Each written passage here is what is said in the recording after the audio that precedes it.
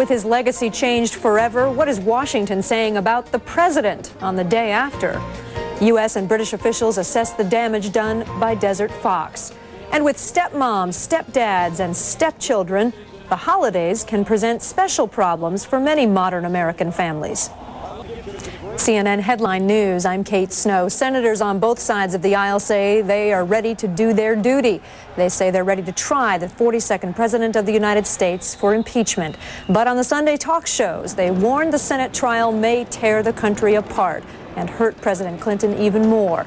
The president will be tried on 2 articles of impeachment, charging him with perjury and obstruction of justice. Senate Majority Whip Don Nichols predicted the trial would be quick but fair, lasting about 3 weeks. Other Republican senators echoed those thoughts but warned of the consequences.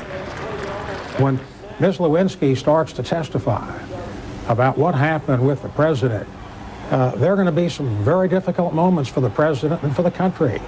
And when you start to get into the obstruction of justice with Betty Currie and Vernon Jordan, it's going to be very, very difficult. And I don't think that senators are in a position now to say how they would vote, and I don't think we should be in a position. I think we all ought to keep open minds and be judges and jurors in this matter. A fire broke out this morning at the campaign office of a Michigan congressman who voted in favor of all 4 impeachment articles against President Clinton. Police say they found signs of arson in the headquarters of Republican Congressman Joseph Nolenberg. Nolenberg's chief of staff says he believes the fire is linked to yesterday's vote in the House. No one was hurt in the fire in suburban Detroit. Police say they would add terrorism charges to the arson charge if they find the fire is related to Nolenberg's vote. With President Clinton's impeachment trial looming in the Senate, one lingering question is, what will it do to the country? Bruce Morton reports. Back during the Nixon impeachment, people talked a lot about how bad it would be for the country, and they're saying the same thing now. If this Congress impeaches the president on these grounds, today will go down as one of the saddest days in American history.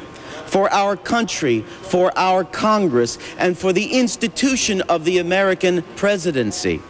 The fact is, the Nixon impeachment was bad for Mr. Nixon. He had to resign, and he spent years afterward trying to reemerge as a statesman, as something more than the only president who ever resigned. His impeachment was also bad for the Republican Party, which lost 48 House seats in 1974. But bad for the country? Gerald Ford didn't whip inflation as he wanted to do, but Nixon hadn't either. Saigon fell, ending America's longest war, but that would probably have happened anyway. And by and large, life went on. It would this time, too. Procedurally, the Senate could debate legislation in the morning, hold the trial after lunch. Chief Justice William Rehnquist, who would preside, could work on cases in the morning, then walk across the street to the Senate. And in a more important sense, Washington just doesn't matter as much as it used to. The Cold War is over, the economy is strong, the stock market's been going up and down, but that doesn't seem to have much to do with the president, and most people think things are good. They just don't want government rocking the boat. It's not quite what if they gave an impeachment trial and nobody came. People would watch television, read newspaper stories when the famous names like Tripp and Lewinsky testified. It's just that they probably wouldn't think that whatever those famous names said would change their lives much.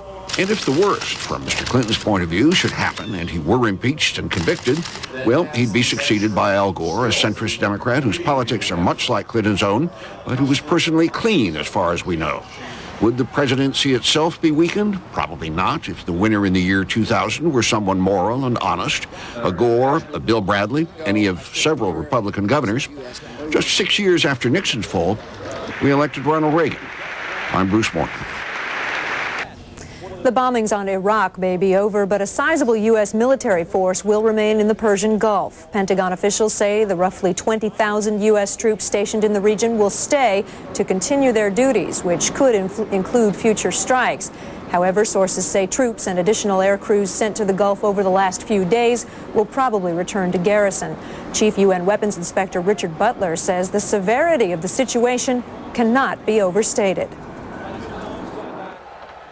Iraq has been the worst nightmare of those who want to see the world's non-proliferation regime succeed in the nuclear, chemical and biological weapons field, because it's presented the key case of a state that has joined up to some of these treaties but has then sought to cheat on them, and that's always everyone's worst nightmare.